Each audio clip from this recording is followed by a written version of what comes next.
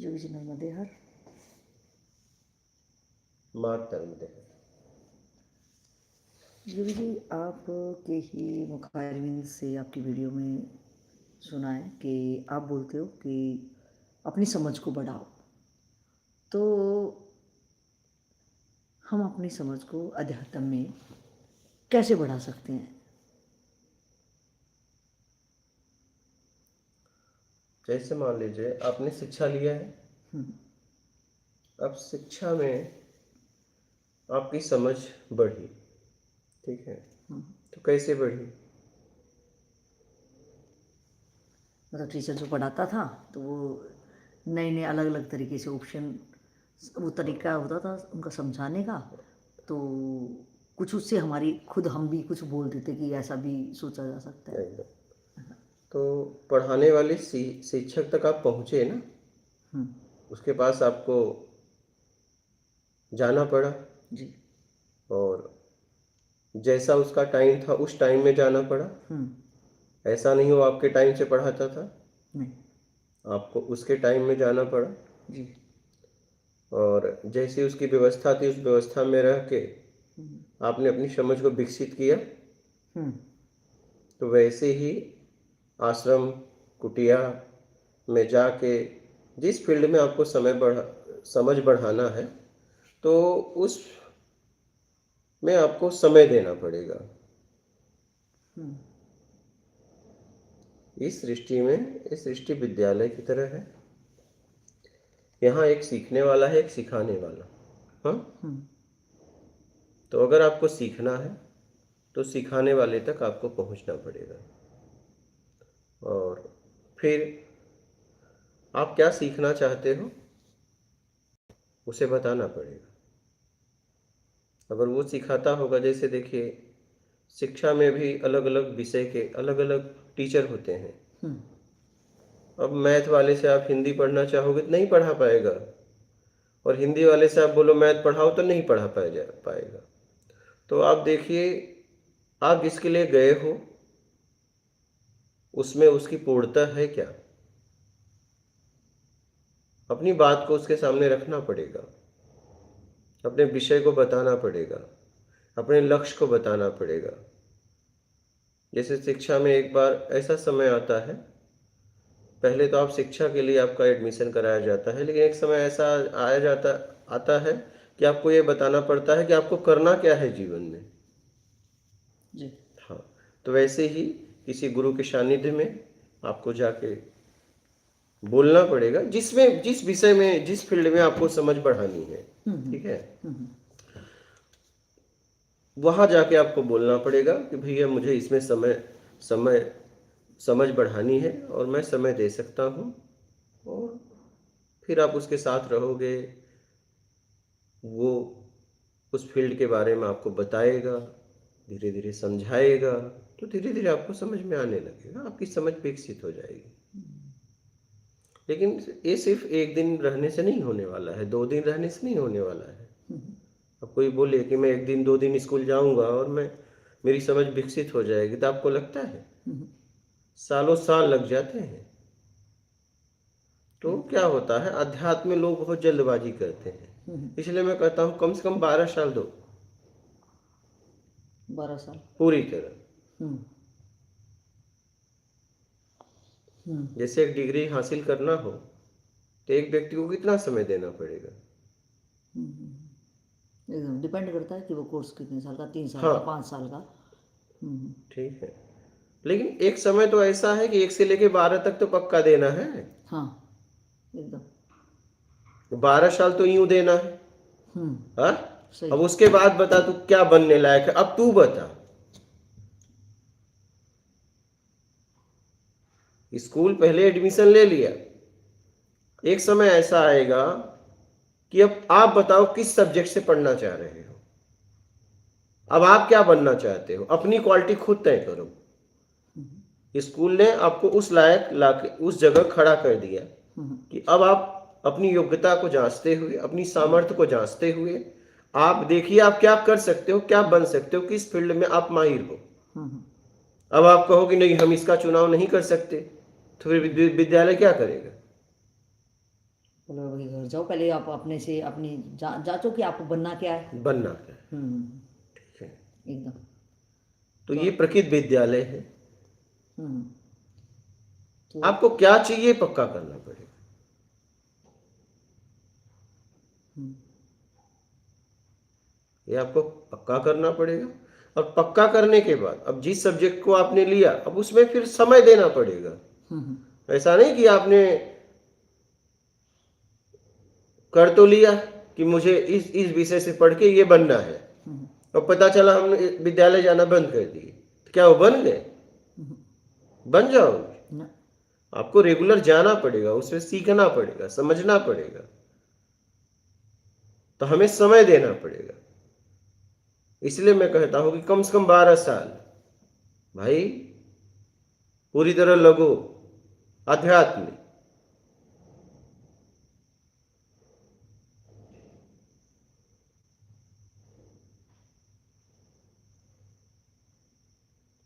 वैसे अध्यात्म का क्या डेफिनेशन है आपकी नज़र में, कि मतलब आप किसको अध्यात्म कहते हैं? अध्यात्म का मतलब अपने को समझना है। अब हमने बहुत समझ लिया दूसरों को, अध्यात्म का मतलब मुझे स्वयं को समझना है।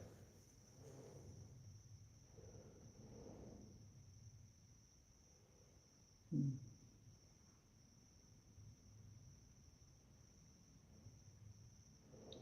मतलब स्वयं को समझना क्या? स्वयं को समझना है कि मेरे जीवन का उद्देश्य क्या है, मैं किस लिए आया हूं, कहां से आया हूं, कहां जाना है। ये सब प्रश्नों के जवाब, सत्य क्या है, आत्मज्ञान क्या है, इस सृष्टि को चलाने वाला कौन है, पहले मैं कहाँ था, बाद में मैं कहाँ रहूंगा, अभी मैं हूं तो किस लिए हूं। तो ये जीवन में अध्यात्म शुरू कहाँ से होता है, मतलब क्या मुझे अपनी समझ से इन क्वेश्चनों को लाना है, या कोई शास्त्रों से ये क्वेश्चन, मतलब ये मेरी जिंदगी में कब आएगा, जब शास्त्र स्वतः भी आएगा? शास्त्र भी तभी उठाओगे जब आपको क्वेश्चन आएंगे कुछ। हम्म, नहीं जबरदस्ती कोई शास्त्र भी दे दे तो क्या मतलब है। हम्म। तो अगर ये क्वेश्चन आए कि अध्यात्म कब आता है किसी की जिंदगी में, अध्यात्म की शुरुआत कब होती है? जब उसके ये सब प्रश्न खड़े होने लगे कि जीवन का उद्देश्य क्या है, क्या यही रोटी कपड़ा मकान, बस यही, यानी इसके वो आगे भी कुछ है।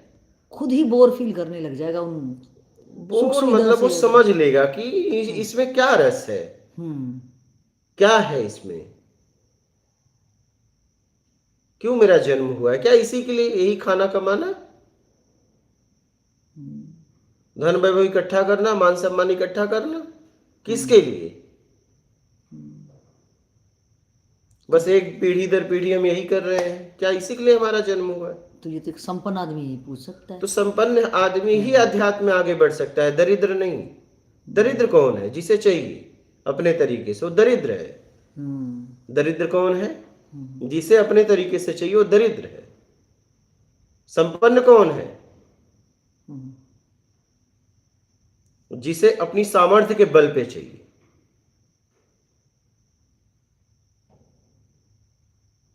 संपन्न कौन है? जिसे अपने सामर्थ्य के बल से चाहिए, वो संपन्न है। वो ये नहीं कह रहा है कि मुझे चाहिए, वो कह रहा है जिस जो मुझे चाहिए उस लायक मैं खुद बनूंगा, वो संपन्न है। हम्म,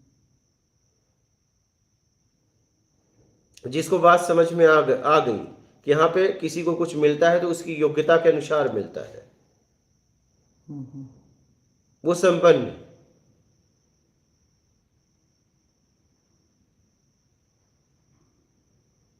हम्म।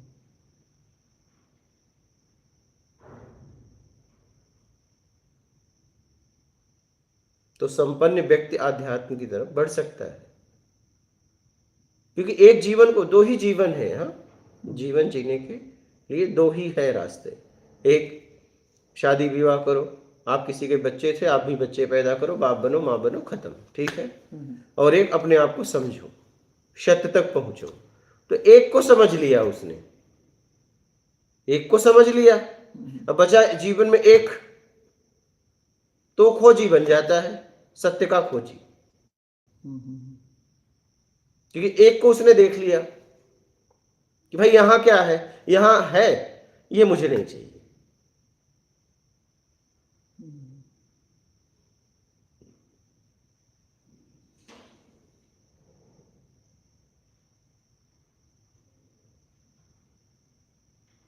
तो संपन्न व्यक्ति ही अध्यात्म की तरफ आगे बढ़ता है, हम्म, अभाव कुभाव वाला नहीं। तो वो तो अपना अभाव कुभाव पूरा करेगा ना।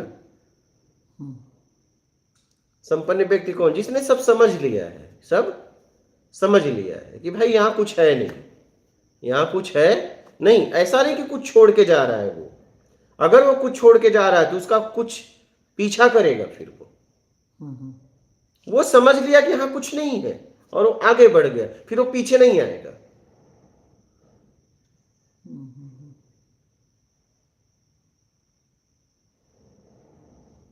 इसे संपन्न व्यक्ति कहते हैं, जिसने समझ लिया कि नहीं भाई यहाँ कुछ है नहीं, यहाँ क्षणिक सुख है, मुझे ये नहीं चाहिए, मुझे ये नहीं चाहिए। ऐसा नहीं कि है नहीं, कुछ तो है, क्षणिक ही सही, कुछ तो है, लेकिन मुझे नहीं चाहिए। मैं इससे निकलना चाहता हूं, मैं जन्म और मृत्यु के चक्र से निकलना चाहता हूं। क्या है जन्म मृत्यु? किसका जन्म मृत्यु होता है?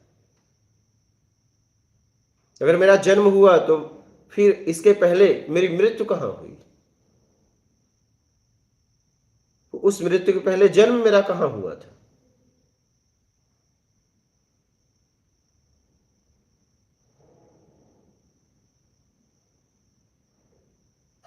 इस प्रपंच में मुझे नहीं फंसना है, क्योंकि मैं देख लिया यहां क्या है। चाहे जितने भी बच्चे हो, चाहे जितने भी वैभव कमा लो, आप एक दिन खत्म हो जाओगे। तो खत्म होने के पहले मैं क्या हूं, कहां से आया हूं, कहां जाऊंगा, ये सब प्रश्नों के उत्तर पा लेना। मेरे जीवन का उद्देश्य क्या है, मुझे शरीर क्यों मिला है, ये सब प्रश्नों के उत्तर पा लेना अध्यात्म है। हम्म,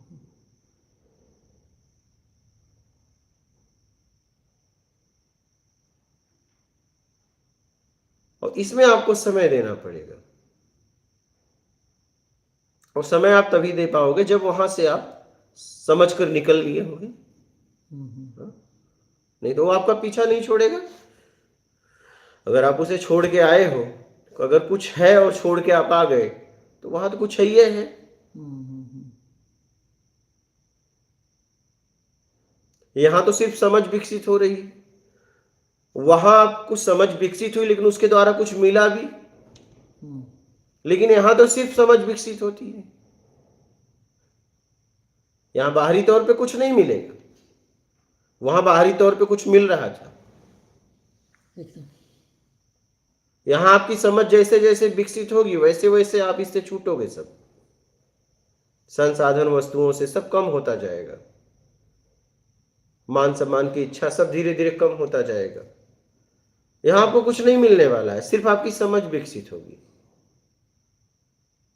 और समझ उस लेवल पे विकसित होगी, एक दिन समझ भी चली जाएगी, बचोगे तुम समझने वाला। तो इसीलिए मैं कहता हूं कि अपनी समझ को विकसित करो। आध्यात्म में कुछ नहीं मिलने वाला, ये मिलने वाली दुनिया में थे आप। क्या मिल रहा था? नश्वर।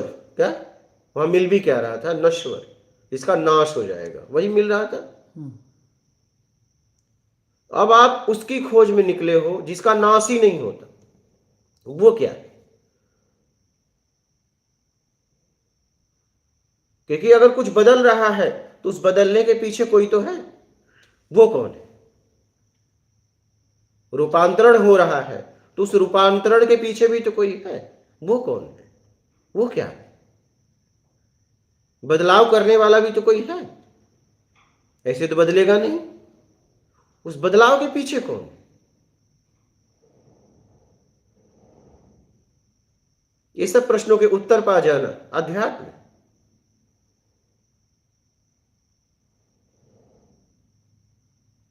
और आध्यात्म में आपकी समझ विकसित होगी, आपको मिलेगा कुछ नहीं।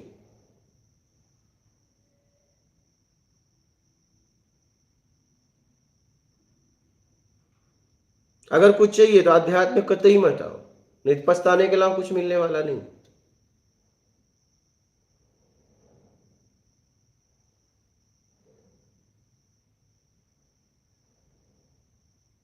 अध्यात्म समझ का मार्ग।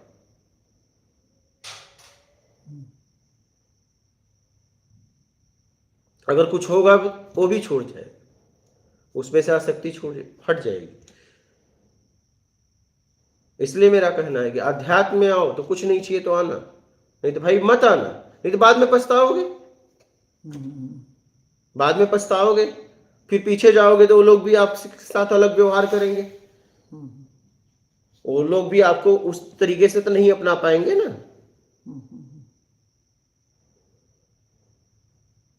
कोई ऊर्जा, कोई अनुभव, इसके चक्कर में अध्यात्म में आना है तो मत आओ। तो यहां तो सत्य का खोज है ना, सत्य का खोज है यहाँ। तो मिलेगा क्या? मिलने से मुक्त होना है। मतलब सत्य क्या मतलब जो बदलता नहीं, था, है और रहेगा। बदलाव के पीछे, अगर कुछ बदल रहा है तो उसके पीछे कुछ है, वो अस्थाई है, वो अस्थाई है, वो अस्थाई है।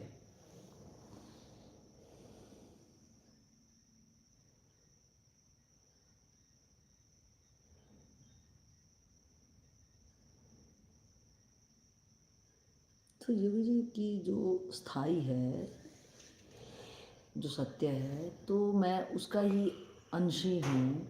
तो क्या ये मेरा स्थायित्व भाव, जो मैं स्थायी हर चीज़ को करना चाहता हूँ, क्या ये मेरा मूल स्वभाव है? इस कारण से भी मैं मतलब मेरी सिर्फ डायरेक्शन गलत हो गई है। हाँ, तो मैं बाहर की चीज़ों को होल्ड करके रखना चाहता हूँ। आप रोकना चाहते हैं क्योंकि वही आपका स्व है। हाँ, स्थिर। अच्छा, ये वजह है। लेकिन बस मेरी डायरेक्शन, मुझे अज्ञानता। अब कामनाओं में आप रोकना चाहती हो। बात यह है कि आप लालच में रोक रही हो, आपने अपने अंदर लालच पैदा कर लिया और आप उसे रोक रही हो। परिवर्तनशील है, आप रूप को रोकने लगी। पहले नहीं था, बाद में नहीं रहेगा, आप उसे रोक रही हो। हर क्षण, हर पल, प्रतिपल वो बदल रहा है, आप उसे रोक रही हो। कहीं न कहीं आप प्रकृति के खिलाफ हो, इसीलिए तो अशांत हो। तभी थकान है, हाँ, क्योंकि हम कभी जीत नहीं पाते और कसमा कसमी। नहीं, आपको भी पता है आप जीत नहीं पाओगे, आपको ये बात पता है, नहीं तो आप रोकते भी नहीं। ये आपको पता है। मतलब कैसे पता है हमें? अगर पता अगर होता तो हम ठहर जाते, फिर करते ही ना। ना ना ना, जिद है आपकी। कि हम रोके रखें। हाँ, इसे रोक देंगे, इसीलिए तो आप आए हो। यही तो शर्त लेके आ गए हो कि हम सब रोक देंगे।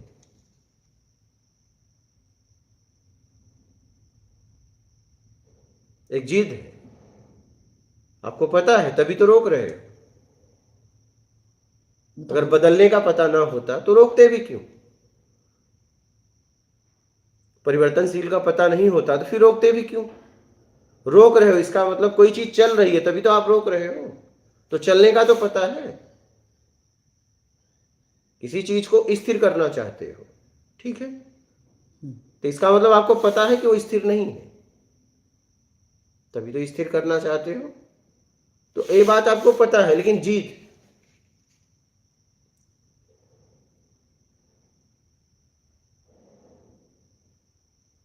तो जिसको आप जिद कह रहे हो, और इसको मैं अपनी अज्ञानता कह रही हूँ कि मैं आपका ही कहीं होगा कि सौ को तो, मेरी अंदरूनी आत्मा को तो ये सब पता ही है, लेकिन मेरे ऊपर जो अज्ञानता के पर्दे हैं, तो अब ये मैं आपका शब्द की जिद, अब मैं ये जिद कैसे छोड़ूं? लोगों के लिए, हाँ, जिद भी क्यों हुआ? लोगों के लिए, लोगों को दिखाना चाहती हो मैं कुछ हूं।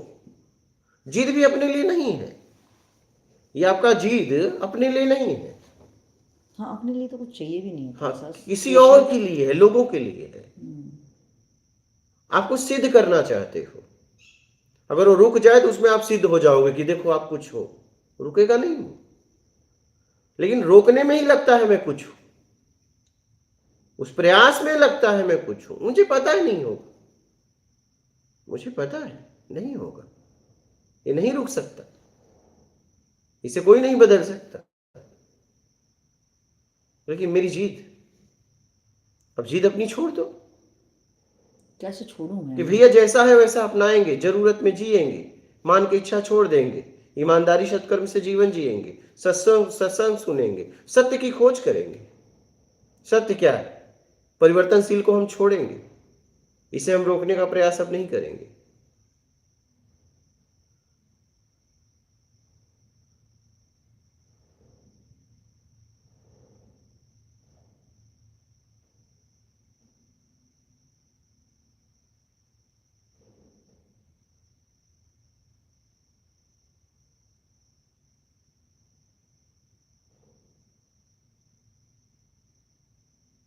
इसलिए आपको समझ विकसित करनी होगी।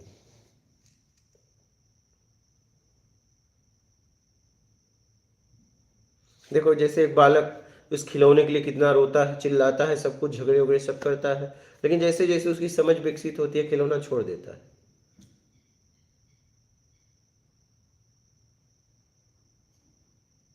तो जैसे जैसे समझ विकसित होगी छूट जाएगा।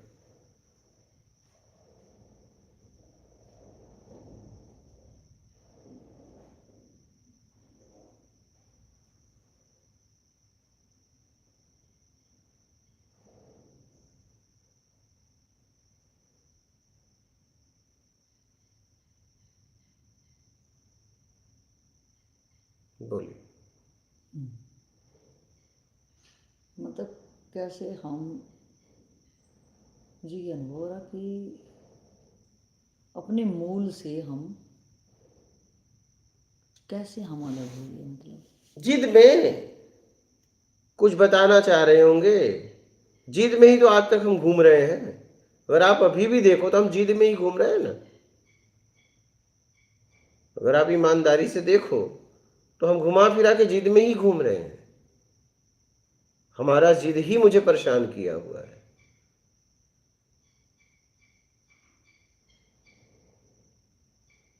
तो इसको अज्ञानता नहीं कहेंगे क्या, जो जिद है ठीक मतलब है, आप कुछ भी नाम दे दो इसका।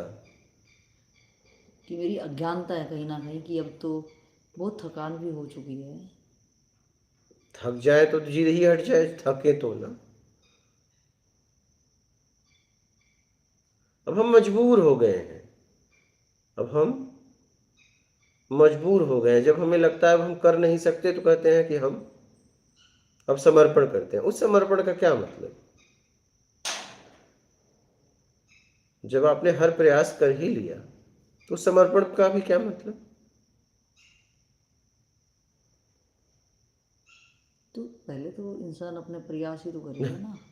तो वही, अब आप मजबूर हो गए हो, आप मजबूर हो गए हो क्योंकि हर प्रयास करके देख लिया, हर प्रयास करके देख लिया। हम्म।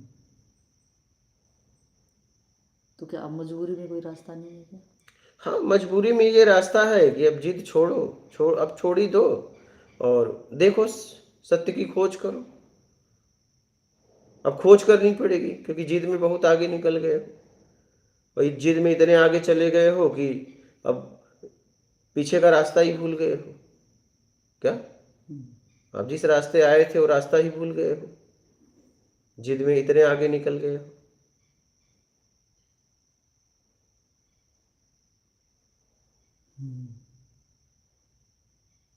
वापस तो जाना चाहते हो लेकिन रास्तों का ही पता नहीं।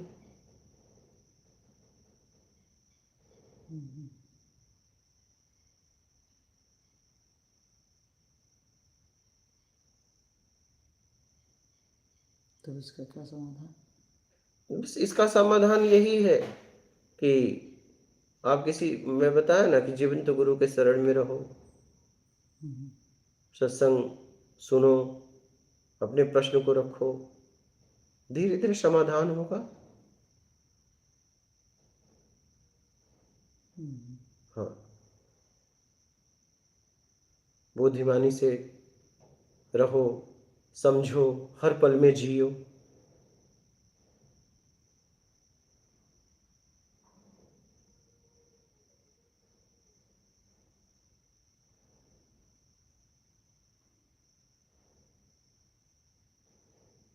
ठीक है।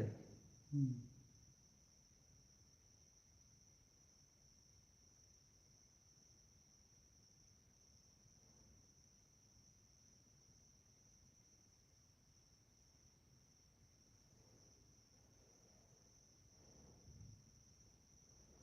बोलिए। मुझे ये तो समझ में आता है कि जो अगर मेरे अपने व्यक्तिगत अनुभव में जो आ रहा है कि मैं करके मतलब मैं खुद एक मैं हूँ जिसको आप जीवात्मा कहते हैं, और जिसको आप भटकना कहते हो, या जिसको आपने अभी जिद कहा कि मैंने मैं को ही, कि मेरा घर, मेरा परिवार, मेरा समाज, मेरी गाड़ी, मतलब जिस जिसके अंदर मैंने मैं को कर दिया।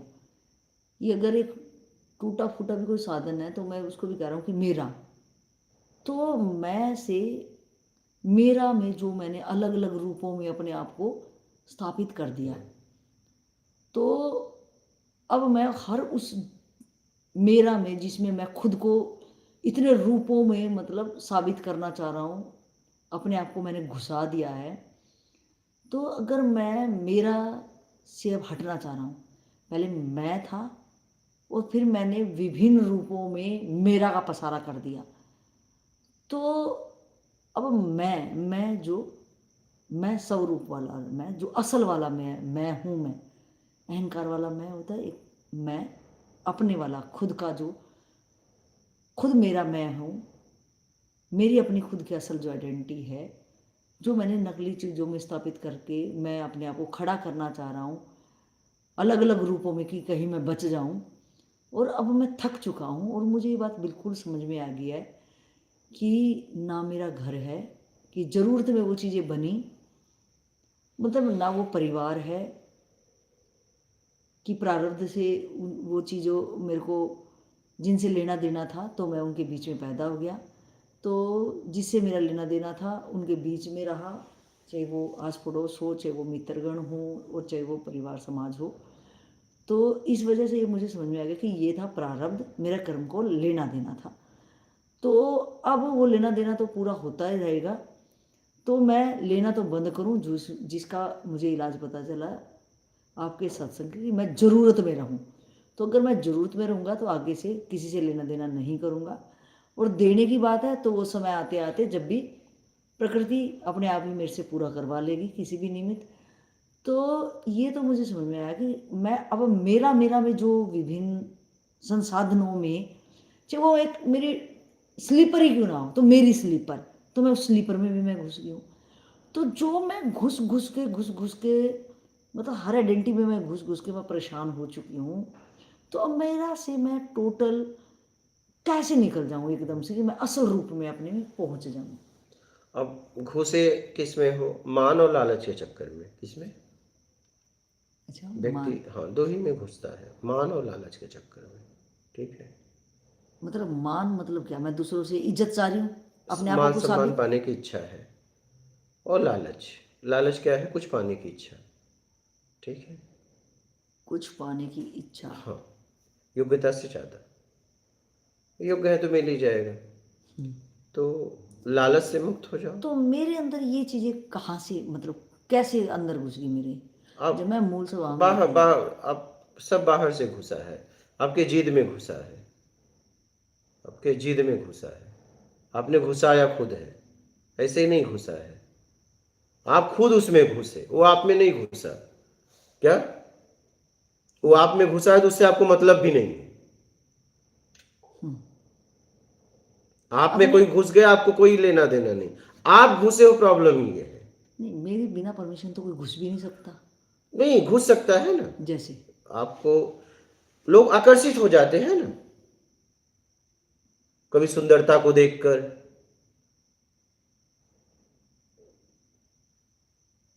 हाँ, तो अगर कोई मेरे पे, किसी की आवाज सुनकर। मैं इसको समझना चाहूँगी थोड़ा क्लैरिटी से कि अगर मैं किसी में घुसती हूँ हाँ तो वो उसमें मैं से फिर मेरा में घुस गई मैं उसमें, हाँ, लेकिन मेरे बिना परमिशन के कोई मेरे में एंट्री कैसे कर सकता नहीं है। कर लिया ना। जैसे उसको रूप रूप ही अच्छा लग गया। अगर किसी को मेरा ही रूप अच्छा हाँ, लगा और उसको लगता रहे मुझे क्या मतलब। वो तो घुस गया ना, आपसे तो बात भी नहीं हुई इसकी, अ, वो लेकिन वो आपकी यादों में तकलीफ में है ना, वो घुस गया, लेकिन मुझे उससे प्रॉब्लम नहीं है। हाँ, मुझे तो कोई दिक्कत नहीं ना। मुझे दिक्कत तब है जब मैं घुसा। हाँ, मुझे उससे क्या हाँ, मतलब। वही कह रहा अब हूँ। कितने हाँ, जो भी किसी के फैन कोई है, किसी का कोई फैन है, किसी का कोई ये फैन है। समझने के लिए है, हाँ, ये बराबर। सिर्फ एक समझने के लिए है हाँ, कि किसी का घुसना आपको तकलीफ नहीं देता हाँ, है, मु- आपका घुसना तकलीफ दे रहा हाँ, है। हाँ, तो मैं इसी बात को थोड़े आगे जाऊंगी कि मुझे उस सेकेंडरी से कोई मतलब नहीं, कौन कौन क्या घुस रहा, किस तरह से घुस रहा है, किस तरह आकर्षण होता है। अगर मैं घुस रही हूँ, हाँ, अगर किसी के चाहे वैभव में, चाहे उसका पद देख के, या किसी का आकर्षण, मतलब मेरी जो भी इंद्रियां हैं वो अगर किसी में लिप्त हो रही हैं, वो मैं उसके थ्रू वो रस जो ले रही हूँ, उस रस के थ्रू मैं उसमें घुस गई हूँ। हाँ, बल्कि मेरे को, मैं कहता हूँ कि मुझे उस आइडेंटिटी से भी मतलब नहीं है।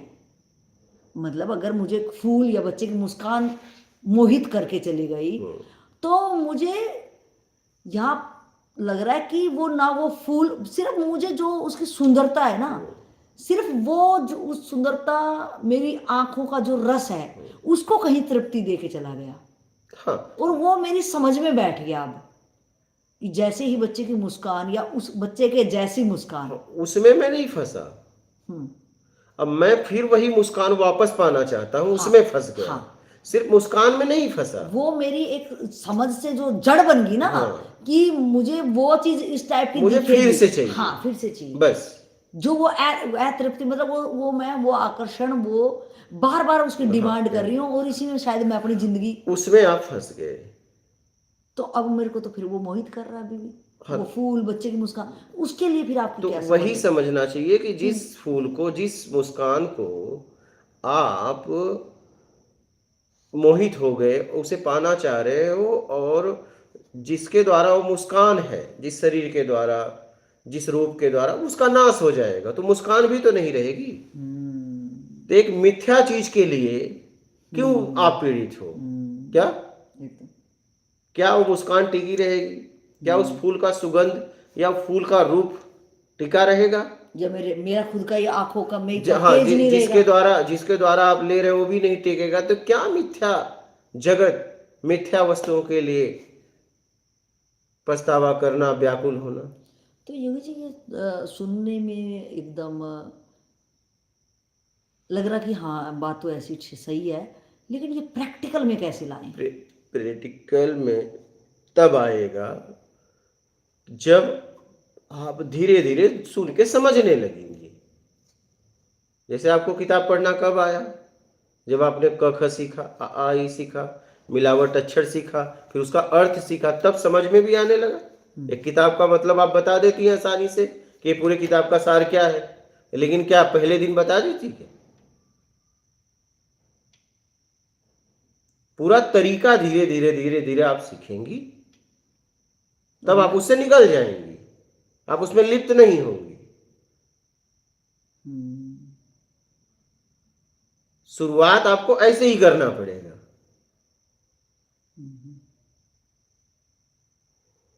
तो धीरे धीरे बात आपको जब एकदम पूरी तरह प्रत्यक्ष समझ में ही आ जाएगी, तब आप उसमें लिप्त नहीं होंगी।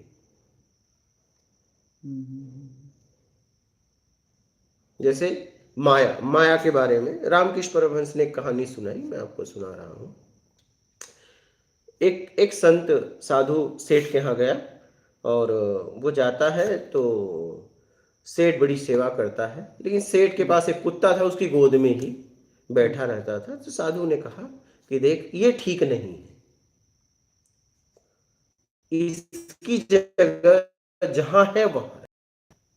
ठीक है, तो उसने कहा ठीक है महाराज जी, रख देंगे। अब उसने, महाराज जी चले गए और कुत्ते को उठाया, रख दिया, लेकिन कुत्ता था तुरंत आके गोद में बैठ जाए। परेशान हो गया, महीने बाद फिर पहुंचा, बोला ऐसी ऐसी बात है। बोले जब वो तुम्हारे गोद में आए उसकी पिटाई कर देना। क्या कर देना? पिटाई। तो वही करने लगा। एक दिन पीटा, 2 दिन पीटा, जब वो आए गोद में पीट दे, और जैसे ही पीटे उतर के चला जाए, उसे देखे दूर से। लेकिन नित्य प्रतिदिन यही करने लगा, और एक दिन कुत्ते को ये बात समझ में आ गई साधु ने कहा कि तुझे बात ये समझ में आ गई कि तुझे उसको गोद में नहीं रखना है, लेकिन ये बात कुत्ते को समझ में थोड़ी ना आई है। अरे वाह, सही सही सही। हम्म ये बात कुत्ते को समझ में थोड़ी ना आएगी। अब कुत्ते को समझ में तब आएगी जब रोज तू उसे पीटेगा। जब गोद में आए पीट देना, तेरा बस एक ही काम है, जब गोद में आए पीट देना। ठीक है, तो जब आप किसी रूप में फंसना, किसी रूप से प्रभावित हो रहे हो, तब इस ज्ञान का उपयोग कर लेना, पीट देना उसे। क्या आखिर ये कि हम क्या नश्वर शरीर, नश्वर रूप में फंस रहे हैं, किस मुस्कान में फंस रहे हैं, किस सुंदरता में फंस रहे हैं, क्या ये सुंदरता रहेगी? आखिर ये कब तक? हाँ, तो ऐसा करते रहोगे, छूट जाओगे। तो वो क्या हुआ, कुत्ता एक दिन आना ही बंद हो गया आना ही बंद हो गया। हाँ, ये बात समझ में भी आती है। हाँ, तो फिर महात्मा के पास गया, प्रणाम किया, बोला कुत्ते ने मेरा पीछा छोड़ दिया, ठीक है, मैं अब कुत्ते से मुक्त हो गया, कुत्ता अपनी जगह और मैं अपनी जगह आ गया। लेकिन एक दिन में नहीं बात हुई। क्या ये बात एक दिन में नहीं हुई? तो मतलब अभ्यास अपने को कोई आती है तो उसका अभ्यास करना। जैसे ही आप प्रलोभन में, लालच में जाए, ठीक है, तो देख लो कि ये नश्वर हाड़ मांस का पिंड है, क्या इसमें फंसना, क्या मुस्कान में, क्या ये गोराई में, क्या सुंदरता में। जब ऐसा आप कहने लगोगे तो एक दिन आप उससे छूट जाओगे। समझ रहे? इसलिए मैं कहता हूं नियमित सत्संग सुनो।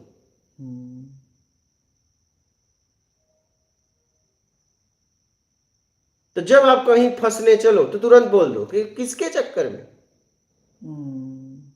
क्या है ये, क्या है ये, आपको कहना पड़ेगा। हाँ एकदम बोल, हाँ, उस एकदम अपने आप से बोल के कहना पड़ेगा कि किस रूप के चक्कर में तू पड़ रहा है रे। क्या वो रूप रहेगा? क्या वो रूप रहेगा? जिस मुस्कान के चक्कर में पड़ रहा है, क्या वो मुस्कान रहेगा? वही रूप कुरूप बन जाएगा, तब क्या करेगा? फिर क्या करेगा? उसे स्वीकार करेगा तू? क्योंकि सुंदरता के पीछे कुरूपता भी तो है ना? बात समझ में भी आती है कि सुंदरता के पीछे कुरूपता भी है। तो सुंदरता को स्वीकार कर रहा है तो कुरूपता में तू फंस जाएगा। तो सुंदरता को स्वीकार मत कर, कुरूपता में नहीं फंसेगा। और किस सुंदरता के चक्कर में पड़ रहा है? क्या सुंदरता रहेगा? यही सुंदरता तुझे दुख देगा, क्योंकि ये सुंदरता कुरूपता में बदलने वाला है। पक्का पता है? एकदम। तो जब ये बात आप रोज, हर रोज जब भी आप फंसने वाले होंगे, ठीक है, अपने आप से कह देना, तो आप उसमें लिप्त नहीं हो पाएंगे। तो मतलब ये तो सारी चीज़ों में हम कर सकते हैं कि अगर मेरे मन में कुछ भी आया, हाँ, और मैं तुरंत उठ के कि मैं क्या करने जा रही हूँ, हाँ, और मेरे इस करने से क्या मेरा आत्मिक कल्याण होगा, क्या होगा। और ये मैंने कब कितनी बार करके देख एकदम। लिया है, तो आखिर हुआ क्या? हाँ, तो ये अपने आप से, इसलिए सत्संग जरूरी है, गुरु का सानिध्य जरूरी है, कि गुरु आपको तरीका बताएगा। गुरु आपको तरीका बताएगा कि ये तरीका अपनाओ, नहीं फंसोगे। हाँ,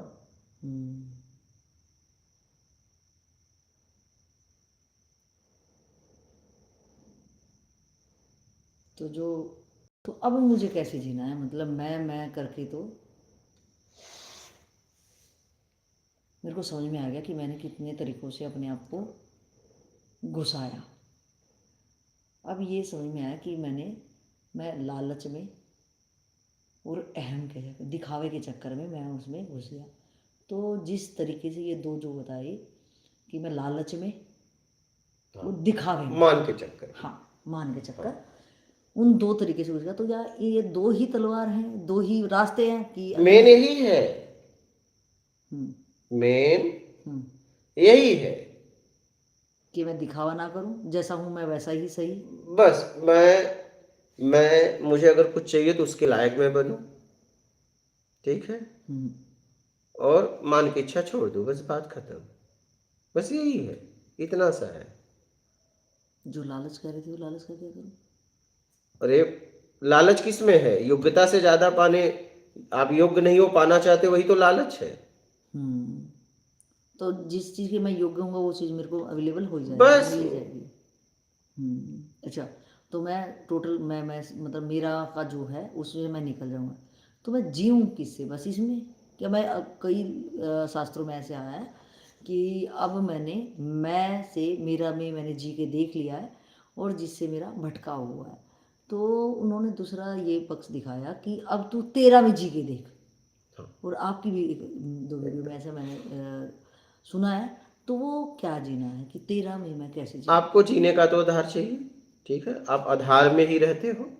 तो जब आप ये आधार छोड़ोगे, तो ये आधार छोड़ते ही आप अपने आप में स्थिर होगे, और जैसे ही अपने आप में स्थिर हुए, तो आपको तो कोई आधार चाहिए, तो आप मूल में यात्रा करने लगोगे। आप बीच में हो, हम्म, एक तरफ ब्रह्म है, एक तरफ माया है। हम्म, अब आप माया में रहोगे तो ब्रह्म में नहीं, ब्रह्म में रहोगे तो माया में नहीं। हम्म, और जैसे ही आपने यहाँ छोड़ा, आप अपने आप छोड़ा, तो मतलब कुछ समय के लिए अपने आप में आओगे। हम्म, और जैसे ही अपने आप में आए, आपने तो इसे छोड़ दिया है, हम्म। अब इसमें तो लिप्त हो ही नहीं सकते, तो आप तुरंत अपने मूल में यात्रा होने लगेगी।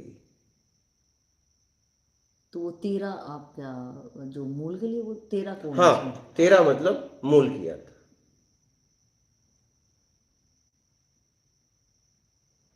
तो आपकी मूल की यात्रा होने लगी।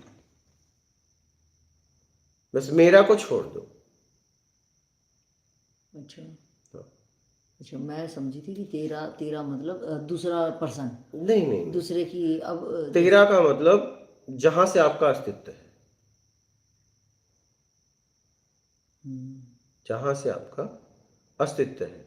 मतलब मेरा खुद का सेंटर पॉइंट है हाँ, जहाँ पे मेन मेन केंद्र। मुख्य केंद्र। हाँ तो आपका कहना है कि जहाँ पे मेरा मेरा में अब मैं ना लोभ करूं, लालच करूं, योग्यता है जितने उसका नाम मेरे को मिल ही जाएगा, और मुझे दिखावे के चक्कर में नहीं पड़ना है।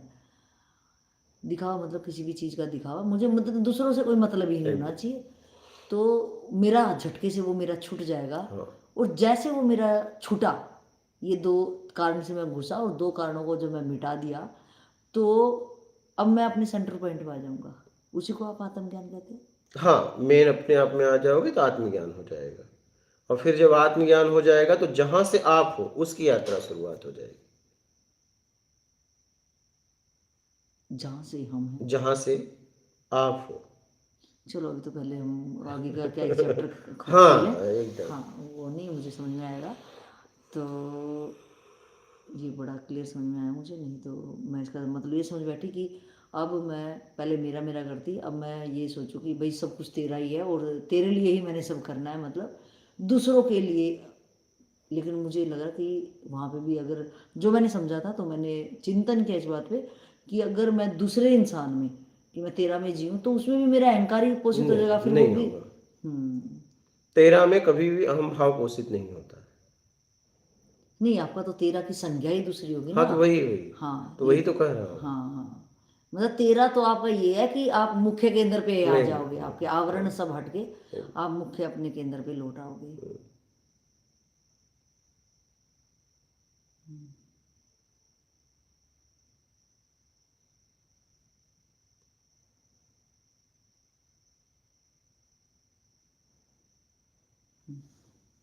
बोलिए। तो मेरी बात क्लियर हुई और बहुत ही मुझे प्यारे ढंग से बिल्कुल प्रत्यक्ष ज्ञान से मेरी चीज़ें क्लियर हुई। तो कुछ लाइव के क्वेश्चन है मैं आपके लिए।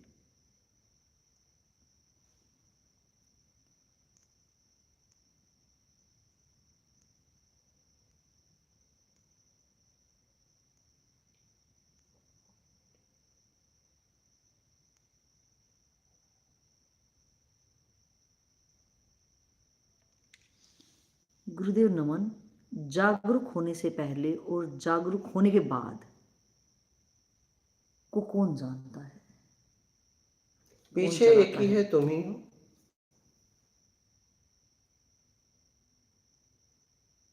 ना समझी में भी मैं था, समझी में भी मैं हूँ। अनपढ़ था तो भी मैं था, पढ़ा लिखा हूँ तो भी मैं, गरीब में भी मैं था, अमीर में भी मैं, हर जगह तो मैं ही मैं हूँ।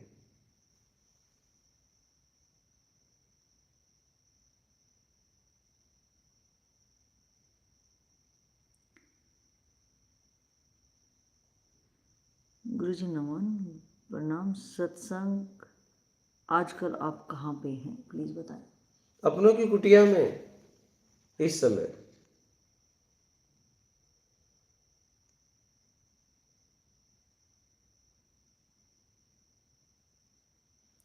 नमन गुरुजी, समझ ही पूर्णता का नाम मोक्ष है क्या?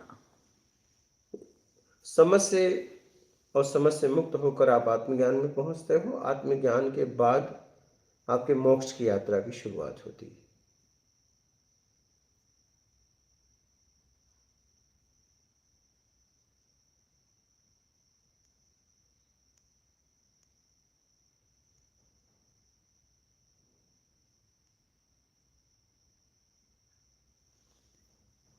गुरुजी नमन, काम, क्रोध, मद, लोभ चारों बराबर हैं, तो इसमें सबसे ज़्यादा पतन कौन करवाता है? गुरुजी इसके बारे में ज़रा बताएं। मेन लालच, काम, क्रोध, मद, लोभ, मोह। तो सारा खेल लालच में होता है। लोभ मतलब लालच, हाँ, लोभ मतलब लालच। मतलब इन सब की शुरुआत लालच सब इनका सब मुख्य सब दरवाजा है। मेन जैसे पेड़ का मेन है जड़। क्या? हम्म तो जड़ काट दो, सब सब सूख जाएगा। हम्म तो वैसे ही लालच हटा दो, बात खत्म हो जाएगी। लालच ने सबको खड़ा किया हुआ है, वो आधार है, बेस है। तो मतलब लालच का मतलब क्या कि मुझे सब कुछ मिल जाए? बस मतलब लालच तभी आती है जब हमसे ज्यादा किसी के पास कुछ रहता है हम और मैं योग्य नहीं हूं, ला नहीं सकता। लाता तो ला सकता था तो लालच नहीं होती। तो मैं चाहे जब चाहे ले लूं। अयोग्यता में लालच होती है, अयोग्यता में लालच। योग्यता में नहीं। लालच का जन्म हमेशा योग्यता में नहीं, अयोग्यता में होता है। लालच का मतलब क्या? मुझे चाहिए कोई सामान। भाई जब हम कुछ देखेंगे अपने से ज्यादा, क्या तभी लालच होगी। मेरे पास है नहीं और सामने है, वो मुझे प्रभावित कर हाँ, रही लेकिन है मुझे उसके बारे और में जानकारी है। हाँ, लेकिन मेरे पास नहीं है और मैं वो पाना चाहता हूं। पाने की इच्छा ही लालच पैदा हो गई। अब उसको पाने के लिए आप बेईमानी करने लगते हो, तो गिरने लगते हो। ये ऐसे तो मिलेगा नहीं, ये आप योग्य नहीं हो। काश वो लालच पैदा हुई लेकिन उसे आगे ना बढ़ने देते, अपने आप को समझा देते कि भैया मेरी योग्यता नहीं है, उसकी योग्यता है इसलिए उसके पास है, और अगर तुम्हें चाहिए तो तुम मेहनत करके ला। तो लालच मार देते तुरंत। लालच का जन्म होगा लेकिन मार दो जन्म होते ही।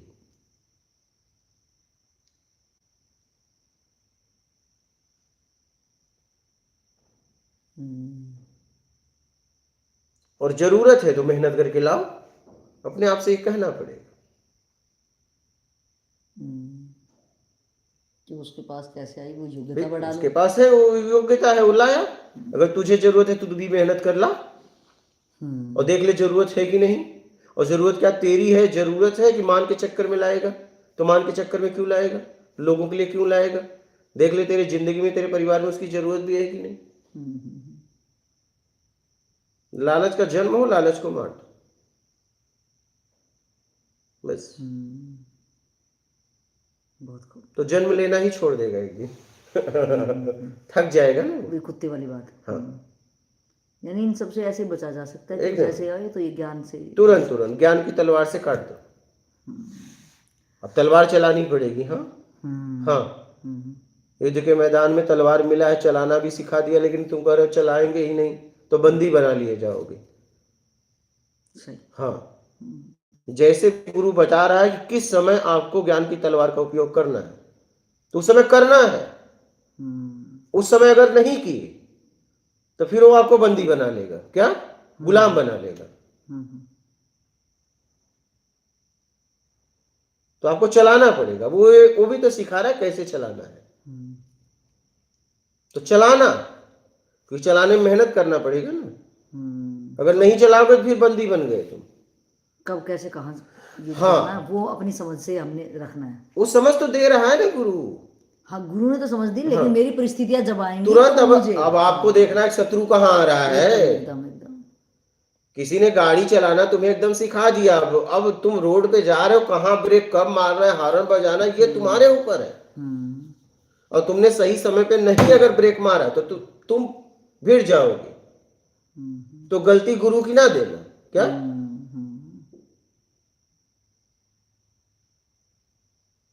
युद्ध के मैदान में उतर गए, तलवार चलाना सब सिखा दिया, अब तुम सामने वाले के सामने खड़े हो, तलवार लेके चला ही नहीं रहे हो। उसने गर्दन पे तलवार रख दी तो अब तलवार निकाल के कोई मतलब नहीं, कि गर्दन ही काट देगा वो। हाँ मतलब अगर हम, मौके पे निकालो। अगर कोई अवगुण या कोई सामने कुछ भी आया, हमने उस टाइम पे अगर अपनी समझ को, तुरंत अगर जरा सा लेट किए तो वो पूरा तो वो आप पे हावी हो गया और वो आपको गुलाम बना लिया, उस समय आप बंदी हो गए। अब उससे निकलने में बड़ा समय लगेगा। एकदम एकदम उसके परिणाम भी तो आएंगे ना, कि अगर सामने लोगों की चीज आई और मैं उसमें बेईमाना कर दिया तो वो मुझे तो कहाँ तक बस ले अब जाएगा। आपको कब तक बंदी बनाएगा वो। सही। और उसके परिणाम अलग, हाँ, उसकी सजा अलग। हाँ, तो इसीलिए तुरंत निकालो। हम्म,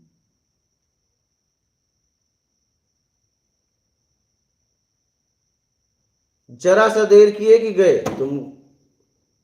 इसीलिए कहा गया है कि हर पल सचेत होकर जियो। ठीक है। गुरुदेव प्रणाम। हमारे जीवन में अर्जुन और रावण की स्थिति कब बनती है? जब अर्जुन जब अपनी योग्यता में जीता है, जितनी उसकी सामर्थ्य है, जैसा उसे दिख रहा है वैसा बता रहा है। और रावण वो योग्यता से ज्यादा पाना चाहता है।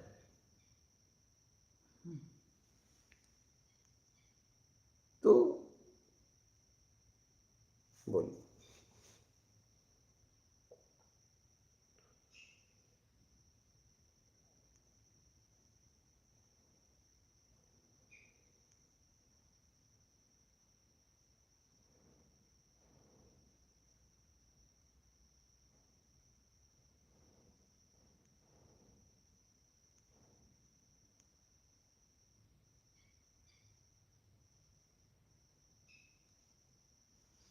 गुरुजी प्रणाम। गुरुजी अगर हम अपनी ज़रूरत में जिएं और धीरे धीरे ज़रूरत कम करते जाएं तो क्या हम अपने सब में स्थित हो जाएंगे? हाँ, ईमानदारी सत्कर्म करते हुए अगर राग द्वेष बनना बंद हो गया, ठीक है, राग द्वेष एकदम बनना बंद हो गया, हम्म लालच का जन्म हो रहा है, मार दे रहे हो, लालच भी बनना बंद हो गया,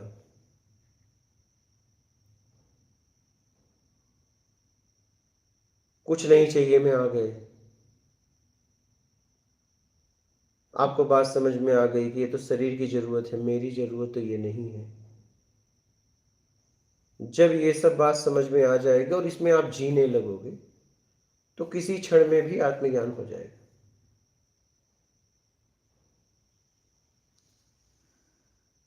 जब आपको किसी की याद नहीं सताएगी। हाँ, हाँ, किसी की याद आएगी लेकिन सताएगी नहीं, न राग होगा न द्वेष होगा।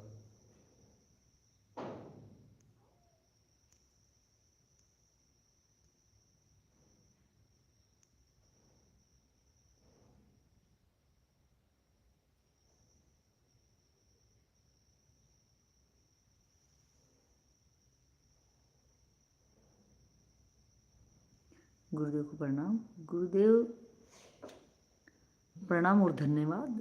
जब कोई सच्चे मनुष्य का बुरा करता है तो खुद का कई गुना बुरा हो जाता है, ऐसा क्यों? किसी भी कमजोर का, किसी भी आप, अगर वो ऐसा कुछ नहीं किया है और आप उसे सता रहे हो तो आप तो परेशानी में जाओगे ही जाओगे, ये स्वाभाविक है।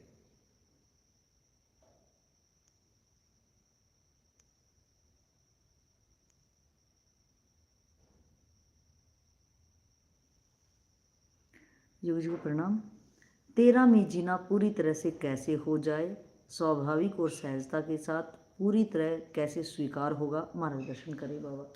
ईमानदारी सत्कर्म के साथ जरूरत में जियो और जितनी आपकी सामर्थ्य है उसमें जीना चालू करो।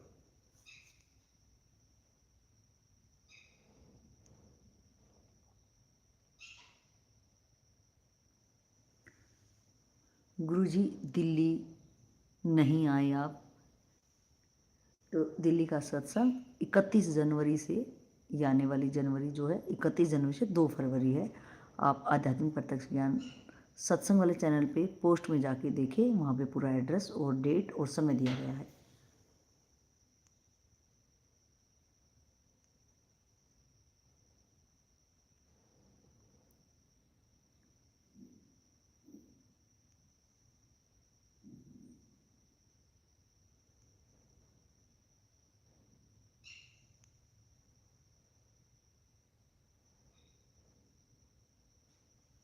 गुरुजी प्रणाम।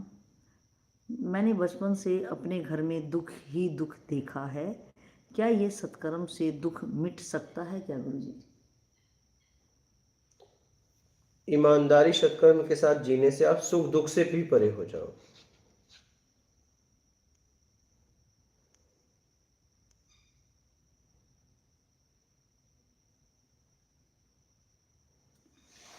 माता नर्मदे हर गुरुजी, इष्ट देव की सहायता, मार्गदर्शन और आशीर्वाद कैसे प्राप्त करें?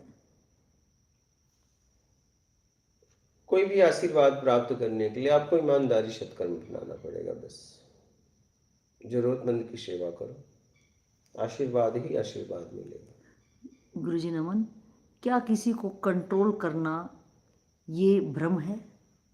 हाँ हाँ, किसी को आप अगर उसमें लालच नहीं है तो आप कंट्रोल नहीं कर सकते। लालच की वजह से वो कंट्रोल हो जाता है। क्या आप सोचते हो मैंने कंट्रोल कर लिया, उसकी लालच ने कंट्रोल करवा दिया।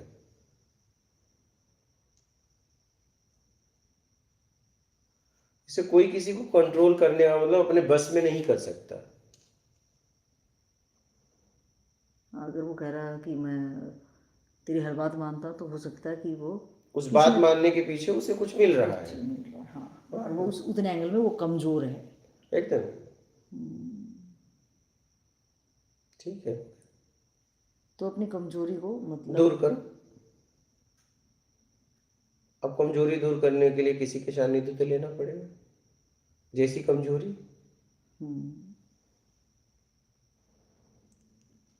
तो योगी जी ऐसे मतलब आपका क्या कहना है कि कुछ है कि जो बचपन से ही बोल्ड होते हैं और कुछ हैं कि जो दब्बू होते हैं, हाँ, तो वो दब्बू हमेशा फिर इस जन्म में भी हमेशा किसी ना किसी का सहारा लेते रहते हैं। तो सहारा लेके मजबूत बने ना, सहारा तो लेना पड़ेगा। दब्बू बनने में भी सहारा लिया है। आप यहाँ कुछ भी बनो तो उसमें सहारा ही मिला है आपको, चाहे आप कमजोर बने हो चाहे मजबूत बने हो, हर जगह सहारा चाहिए। तो अगर वो दब्बू सहारा लेके भी नहीं चलता, तो इसका मतलब है कि वो चाहता ही नहीं कि वो मजबूत बने। हाँ, वो नहीं चाहता फिर। तो वो चाहता क्यों नहीं? मतलब वो उसी में रस ले रहा है। उसी में, उस दब्बूपन में भी रस ले रहा है, उसी में उसका मजा है। तो अगर कोई ऐसा हमारे परिवार में हो या हमारा साथी संगी हो, तो अपने को क्या जो मेरा पर्सनल व्यू है कि हम उसको सहारा ना दें। नहीं, छोड़ देना चाहिए। अगर वो लेके उपयोग सदुपयोग करे तो सहारा दो, उसमें अगर बदलाव आता है। और लेकिन बदल ही नहीं रहा तो आप अपना समय क्यों बर्बाद करो, अपनी ऊर्जा क्यों खर्च कर रहे हो? भाई पानी को कब तक लाठी मारोगे? हाँ, क्या पानी लाठी मार के पानी को काट दोगे क्या? तो फिर अगर कोई नहीं बदलना चाहता तो उसे आप नहीं बदल सकते। तो आपका क्या कहना होता है कि फिर हम अगर हमारा अपना परिवार का या हमारा कोई बच्चा या एक हमदर्दी एक मानवता भी अगर हम दिखाएं, तो हम कितने हद तक या कितने देर तक अपनी एनर्जी के साथ में उसको सहयोग देना चाहिए कि वो कोई भय से मुक्त हो जाए? कितने समय तक? भाई 1 से 2 बार उसे समझाओ, अगर समझ गया तो ठीक है, नहीं अपना दी हुई ताकत ले लो इससे। आपके ताकत के बल पे ही तो कुछ कर रहा है, हम्म ताकत ही छीन लो। या तो मेरी बात मान, यहाँ तुझे रहना होगा तो मेरे नियम में रहना होगा। तो वो तो पहले ही दब्बू बना पड़ा है, वो वो तो फिर नहीं जो नहीं, वो फिर वो दब्बू भागेगा दिखाना। नहीं। जब उसे ताकत उसकी छीनोगे ना, कोई हम्म ताकत है, दब्बू आलसी बना है तो उसके पीछे कोई ताकत दे रहे हो आप, वो हम्म ताकत छीन लो, देखो फिर मरता क्या ना करता। बिल्कुल सही। हाँ, अगर कोई बीमारी है तो इलाज कराया जाएगा फिर, हाँ कि एकदम। रियल में ऐसा है। और या तो फिर क्या पता मेरी ही जो उसका सुरक्षा है हाँ, वो ही उसको दब्बू बना रही हो।